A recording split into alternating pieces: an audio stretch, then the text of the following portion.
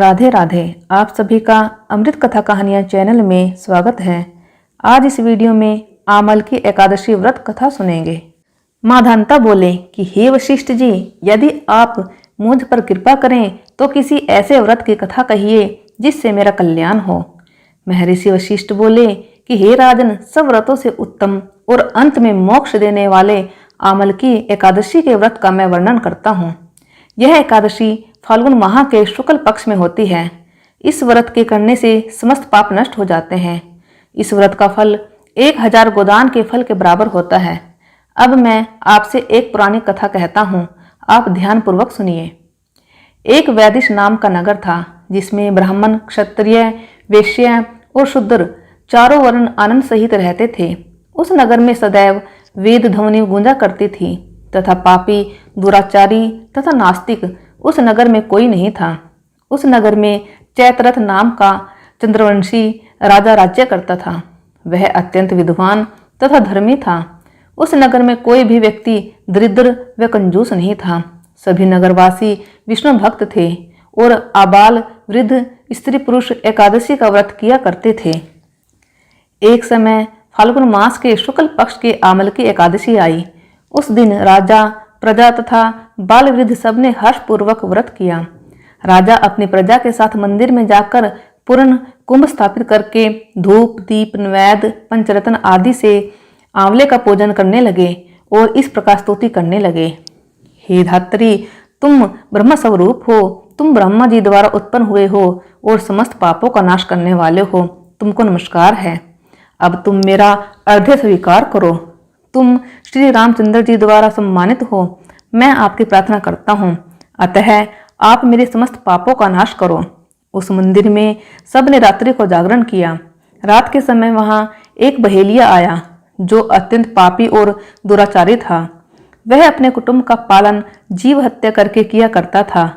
भूख और प्यास से अत्यंत व्याकुल वह बहेलिया इस जागरण को देखने के लिए मंदिर के एक कोने में बैठ गया और विष्णु भगवान तथा एकादशी महात्म्य की कथा सुनने लगा। इस प्रकार अन्य मनुष्य की भांति उसने भी सारी रात जागकर बिता दी। प्रातःकाल होते ही सब लोग अपने घर चले गए तो बहेलिया भी अपने घर चला गया। घर जाकर उसने भोजन किया। कुछ समय बीतने के पश्चात उस बहेलिये की मृत्यु हो गई, मगर उस आमल की एकादशी के व्रत तथा जागरण से उसने राजा विदुरथ के घर जन्म लिया और उसका नाम वसुरथ रखा गया। युवा होने पर वह चतुरंगिनी सेना के सहित तथा धन धान्य से युक्त होकर 10,000 ग्रामों का पालन करने लगा। वह तेज में सूर्य के समान, कांति में चंद्रमा के समान, वीरता में भगवान विष्णु के समान और क्षमा में पृथ्वी के समान था। वह अत्यंत धार्मिक, सत्यवादी, कर्मवीर और विष्णु भक्त था। वह प्रजा का सामान भाव से पालन करता था। दान देना उसका नित्य कर्तव्य था। एक दिन राजा शिकार खेलने के लिए गया। दैवयोग से वह मार्ग भूल गया और दिशा ज्ञान न रहने के कारण उसी वन में एक वृक्ष के नीचे सो गया। थोड़ी देर बाद पहाड़ी मलेच्छ वहां पर आ गए और राजा को अकेला देखकर मारो मारो शब्द करते हुए राजा की ओर दौड़े। मलेच्छ कहने लगे कि इसी दुष्ट राजा ने हमारे माता पिता, पुत्र पौत्र आदि अनेक संबंधियों को मारा है तथा देश से निकाल दिया है, अतः इसको अवश्य मारना चाहिए। ऐसा कहकर वे मलेच्छ उस राजा को मारने दौड़े और अनेक प्रकार के अस्त्र शस्त्र उसके ऊपर फेंके। वे सब अस्त्र शस्त्र राजा के शरीर पर गिरते ही नष्ट हो जाते और उनका वार पुष्प के समान प्रतीत होता। अब उन मलेच्छों के अस्त्र शस्त्र उल्टा उन्हीं पर प्रहार करने लगे, जिससे वे मूर्छित होकर गिरने लगे। उसी समय राजा के शरीर से एक दिव्य स्त्री उत्पन्न हुई। वह स्त्री अत्यंत सुंदर होते हुए भी उसकी भ्रुकुटी टेढ़ी थी। उसकी आंखों से लाल लाल अग्नि निकल रही थी, जिससे वह दूसरे काल के समान प्रतीत होती थी।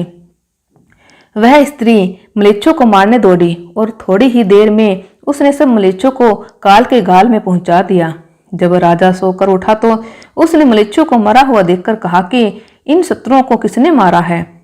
इस वन में मेरा कौन हितैषी रहता है? वह ऐसा विचार कर ही रहा था कि आकाशवाणी हुई, हे राजा, इस संसार में विष्णु भगवान के अतिरिक्त कौन तेरी सहायता कर सकता है? इस आकाशवाणी को सुनकर राजा अपने राज्य में आ गया और सुखपूर्वक राज्य करने लगा। महर्षि वशिष्ठ बोले कि हे राजन, यह आमलकी एकादशी के व्रत का प्रभाव था। जो मनुष्य इस आमलकी एकादशी का व्रत करते हैं वे प्रत्येक कार्य में सफल होते हैं और अंत में विष्णु लोक को जाते हैं। बोली विष्णु भगवान की जय।